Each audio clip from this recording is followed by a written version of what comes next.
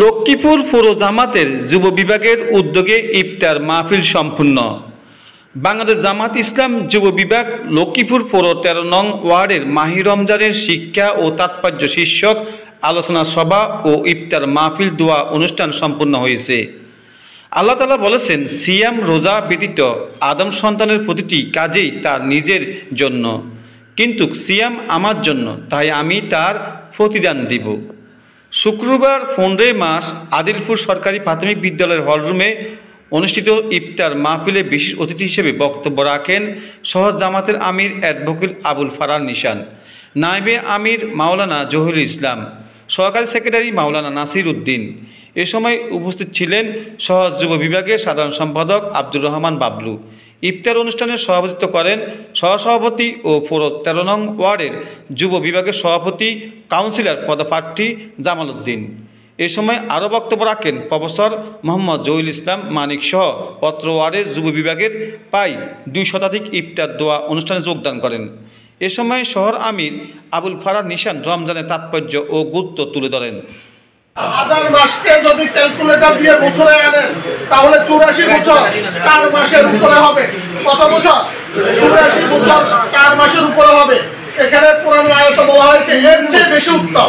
তাহলে এর চেয়ে কত বেশি উত্তম সেটা কে জানে? আল্লাহ জানে। তাহলে একটা রাত্র আমরা যদি ইবাদত বন্দেগী করি, আল্লাহর রাত্রে এত বেশি মর্যাদা কেন?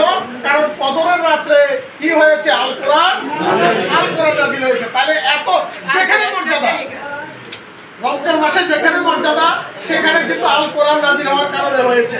তাহলে যে আল কোরআনের এত বেশি মর্যাদা, সে আল কোরআন যদি সমাজের প্রতিটি রন্ধ্রে রন্ধ্রে আল্লাহ তাআলার নির্দেশনা, আল্লাহ তাআলার ফরজের যে আয়াতগুলো, আল্লাহ তাআলার আদেশের যে আয়াতগুলো, নিষেধের আয়াতগুলো যদি সমাজ রাষ্ট্রের মধ্যে আমরা মুগ্ধ করতে পারি, তাহলে এই বাংলাদেশ সোনার বাংলাদেশে পরিণত হবে না ভাইরা? চাইকিরিকের সর্দারের নাম কি?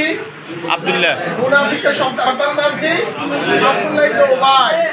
আব্দুল্লাহ ইবনে উবাই তিনি যখন মারা যান, তিনি যখন তার ছেলে আসছে আল্লাহ রাসূল সাল্লাল্লাহু আলাইহি সাল্লামের কাছে, ইয়া রাসূলুল্লাহ, আমার বাবা মারা গেছেন, একটু জানাজা পড়াইতে হবে। আল্লাহ রাসূল সাল্লাল্লাহু আলাইহি সাল্লাম তিনি মানবতা দরদি ছিলেন, তিনি রেডি হলেন, প্রস্তুতি গ্রহণ করলেন, জানাজা পড়তে যাবেন। হযরত ওমর রাদিয়াল্লাহু তাআলা কি করলেন? পাঞ্জাবি ধরে রাখলেন, যেতে দিচ্ছেন না। আল্লাহ রাসূল সাল্লাল্লাহু আলাইহি সাল্লাম বললেন, ওমর, এখনো আল্লাহ তাআলার পক্ষ থেকে কোনো নির্দেশনা আসেনি, আমাকে যেতে দাও। হ্যাঁ, আল্লাহ রাসূল সাল্লাল্লাহু আলাইহি সাল্লাম রওনা দিলেন। তারপরে আল্লাহ তাআলা কোরআনের আয়াত নাযিল করলেন। কি নাযিল করলেন? কোরআনের আয়াত নাযিল করে মুনাফিকের সর্দারের জন্য এবং এই মুনাফিকের সর্দারের মতো আগামীতে যারা এই ধরনের মুনাফিকি আচরণ করবে তাদের জন্য কোরআনের আয়াত নাযিল করে আল্লাহ বলছেন, বিসমিল্লাহির রহমানির রহিম, ইস্তাগফির লাহুম আও লা তাস্তাগফির লাহুম ইন তাস্তাগফির লাহুম ৭০ মাররাতান ফালা ইয়াগফিরুল্লাহু লাহুম।